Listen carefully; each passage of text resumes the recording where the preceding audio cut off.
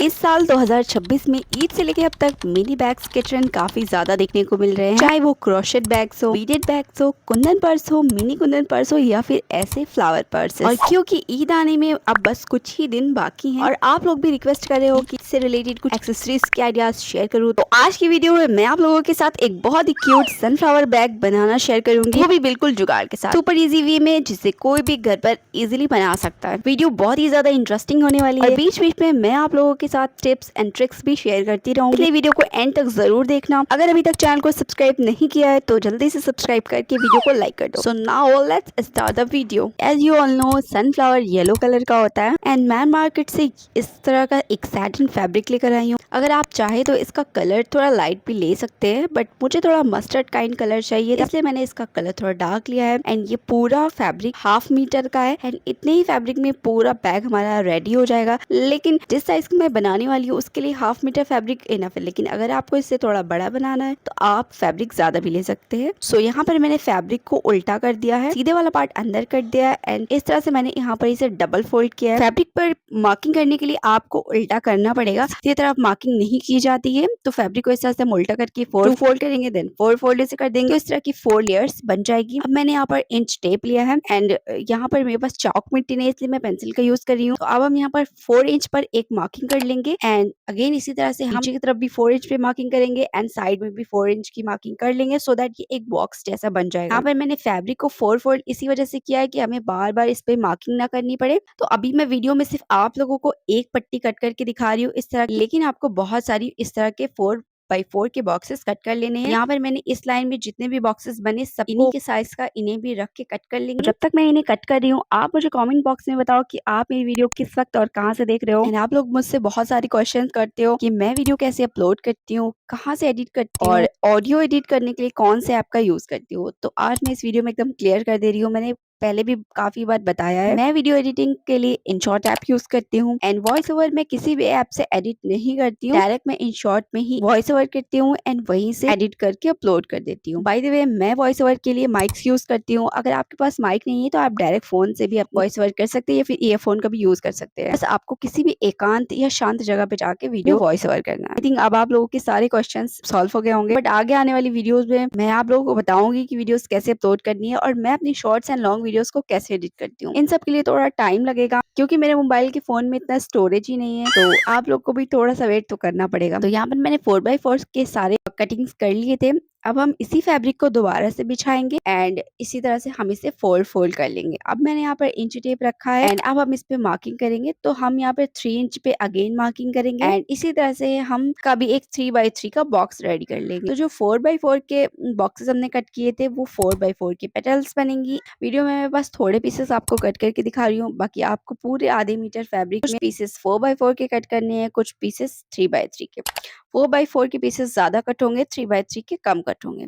तो आप अपने अकॉर्डिंग, अपने रिक्वायरमेंट के अकॉर्डिंग करते जाना। यहाँ पे मैंने 3x3 के सारे पीसेस कट कर लिए थे, तो ये दोनों कुछ इस तरह के भी हैं। तो अब मैं आपको बताती हूँ कि इन्हें स्टिच कैसे करना है एंड पेटल्स में कैसे कन्वर्ट करना है। तो सिंपली आपको कोई भी फैब्रिक लेना है, उल्टा वाला पार्ट इस बार हम अंदर करेंगे एंड सीधा वाला पार्ट बाहर करेंगे, क्योंकि अगर शाइनिंग वाला पार्ट हम अंदर कर देंगे तो पेटल्स हमारी बुझी बुझी सी नहीं बनेगी। तो यहाँ पर हमने इसे कुछ इस तरह से ट्राइंगल में कन्वर्ट कर लिया है एंड अगेन एक और फोल्ड करेंगे तो इस तरह का ये सेमी ट्राइंगल बन जाएगा। अब सुई धागा लेंगे एंड यहाँ पर हम सिंपल स्टिच लगा देंगे, जैसे भी आप चाहो, छोटे छोटे टाके मारना चाहो या बड़े बड़े टाके मारना चाहो, इस अप टू यू। बस सिंपली यहाँ पे एक रफ स्टिच लगा देना है एंड स्टिच लगाने के बाद इसे इस तरह से खींच लेंगे, तो देखो इसमें कुछ इस तरह के रिंकल्स पड़ जाएंगी। बस यही हमारे पेटल्स के लिए मेन है। अब हम यहाँ पर जो में धागा है उसे कुछ इस तरह से सिल लेंगे, देन इसे इस तरह से रैप करेंगे एंड नॉट टाई करके कट कर लेंगे। तो यहाँ पर जैसे भी स्टिच को लॉक किया जाता है सेम इसी प्रोसेस से हम लॉक करेंगे। तो मैंने 2-3 बार इसे लॉक करके एक्स्ट्रा पार्ट कट करके अलग कर दिया था। तो इसी तरह से सेम प्रोसेस से हमें काफी सारी पेटल्स रेडी कर लेनी है, 3x3 एंड 4x4 की। तो यहाँ पर मैंने देखो सारी पेटल्स रेडी कर ली है। अब मैं आपको बताती हूँ बैग बनाने के लिए हम कौन सा बेस यूज करेंगे। तो इस तरह के बॉक्स आई थिंक आप सबके घर में होंगे, है कि नहीं। तो ये ज्वेलरी पाउच हम लोगों की अम्मी पैसे वगैरह रखने के लिए यूज करती हैं, तो आज हम इसी का यूज करेंगे। मेरे पास इस तरह के 2 पर्सेस हैं, एक वाला तो बेकार है लेकिन ये वाला थोड़ा गोल्डन टच में है, और क्योंकि हमारा फ्लावर भी गोल्डन कलर का है तो हमें मेरे DIY के लिए ये वाला बैग एकदम परफेक्ट है। अंदर से भी इसकी शक्ल सूरत काफी ज्यादा अच्छी है एंड बाहर से। लेकिन अगर आपके पास इस तरह का बैग नहीं है, आई मीन येलो कलर में नहीं है, तो आप क्या कर सकते हैं, बैग के ऊपर पूरा इसी फैब्रिक को स्टिक कर देना, देन उसके ऊपर आप पेटल स्टिक करना। वेल यहाँ पर मैंने बैग के ऊपर एक इस तरह का बाउल रखा है एंड एक सेमी सर्कल ड्रॉ कर लेंगे, क्योंकि ये सर्कल हमारे फ्लावर का बेस का काम करेगा। तो यहाँ पर मैंने सर्कल ड्रॉ कर लिया है। अब बस 1 बाय 1 करके हमें हॉट ग्लू से इसे स्टिक करते जाना है। आप चाहे तो B7000 ग्लू का भी यूज कर सकते हैं एंड इवन आप इसे सिल सकते हैं। सिल देंगे तो अंदर से जो इसका खूबसूरती है वो बहुत ज्यादा बेकार हो जाएगी, इसलिए मैंने यहाँ पे हॉट ग्लू फटाफट से लगाया है एंड 1 बाय 1 करके सब सारे पेटल्स को इस तरह से स्टिक कर दिया। तो साइड साइड के सारे पेटल्स स्टिक हो जाने के बाद अब हम 3 बाय 3 के जितने भी पेटल्स है सब अंदर की तरफ लगाते जाएंगे।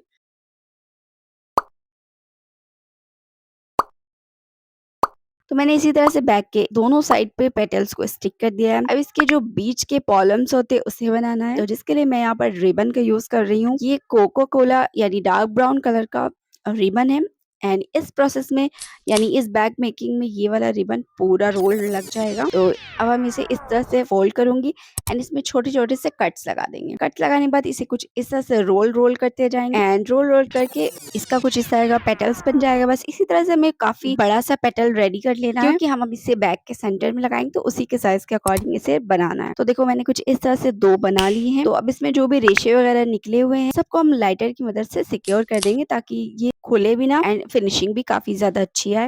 तो अब हम सेंटर में हॉट ग्लू लगाएंगे एंड जो इसके कॉलम्स रेडी किए इसे स्टिक कर देंगे। तो सेम मैंने आगे एंड पीछे दोनों साइड पे इसी तरह से इन कॉलम्स को स्टिक कर दिया है। तो बैग तो हमारा इस तरह से रेडी हो चुका है। चलो फटाफट से अब इसके लिए स्ट्रैप्स बना लेते हैं, जिसके लिए मैंने यहाँ पर इस तरह की पतली डोरी का यूज किया है। अगर आपके पास एल्यूमिनियम वायर है तो आप उनका भी यूज कर सकते हैं। सिंपली इनके दोनों साइड पे आपको होल करना है, वायर को इंसर्ट करके अंदर फोल्ड कर देना है एंड आप चाहे तो उसमें पर्ल्स वगैरह भी ऐड कर सकते हैं, लेकिन मैं यहाँ पर इस डोरी का यूज करूंगी। तो मैंने सिंपली डोरी की एक सिरे को बैग के एक साइड पे स्टिक कर दिया है। साइड साइड से इसकी जो फिनिशिंग है वो बहुत बेकार लग रही है एंड मेरे पास फैब्रिक बचा भी नहीं था कि मैं पूरे बैग पे इस फैब्रिक को अप्लाई कर दी, इसलिए मैंने साइड साइड पे कुछ इस तरह की पट्टी लगा दी, जिससे हमारा स्ट्रैप भी सिक्योर है एंड फिनिशिंग भी काफी अच्छी है। तो एक साइड पे स्टिक कर दिया है। अब मैं यहाँ पर कुछ पर्ल्स वगैरह इसमें ऐड करूंगी। आप चाहे तो इस प्रोसेस को यहीं पे छोड़ सकते हैं, सिंपली ऐसे भी बहुत ज्यादा ब्यूटीफुल लग रहा है। तो मैंने मीशो से कुछ पर्ल्स वगैरह मंगाई थी, अराउंड 100 या उससे थोड़ा सा ज्यादा की मिली है। ये स्क्रीन पे मैं इसका प्राइस मेंशन कर दूंगी। तो मैंने मुझे इन 3 साइज की पर्ल्स मिली है जिनकी क्वालिटी काफी अच्छी है। तो बस हम इसी पर्ल्स का यूज करेंगे एंड मैंने यहाँ पर इस डोरी के एक सिरे पे वायर लगा दिया था। तो फटाफट से इन्हीं की मदद से हम पर्ल्स को इंसर्ट करते जाएंगे।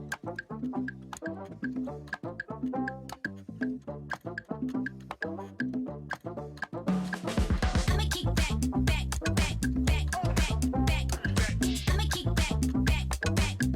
तो क्योंकि मैं मिनी पर्स बना रही हूँ इसलिए मुझे बहुत बड़ी स्ट्रैप नहीं रखनी है, इसलिए मैं छोटी सी स्ट्रैप में सारे पर्ल्स ऐड कर दूंगी एंड दूसरे साइड पे भी हम सेम प्रोसेस से इसे स्टिक कर देंगे। यहाँ पर मैंने हॉट ग्लू लगाया है, डोरी को स्ट्रैप को स्टिक कर दिया है, एक्स्ट्रा फैब्रिक को यहाँ पर स्टिक करके फिनिशिंग दे देंगे एंड अब इस बैग में जितने भी रेशे वगैरह निकले हैं सबको हम लाइटर की मदद से फिनिशिंग दे देंगे एंड फिनिशिंग देने से क्या होगा कि जो भी धागे वगैरह निकले वो सब कुछ अंदर हो जाएंगे एंड ये अच्छे से स्टिक भी हो जाएगा। तो चलो फटाफट से इसका फाइनल लुक देख लेते हैं कि आखिर हमारा ये बैग कैसा लग रहा है।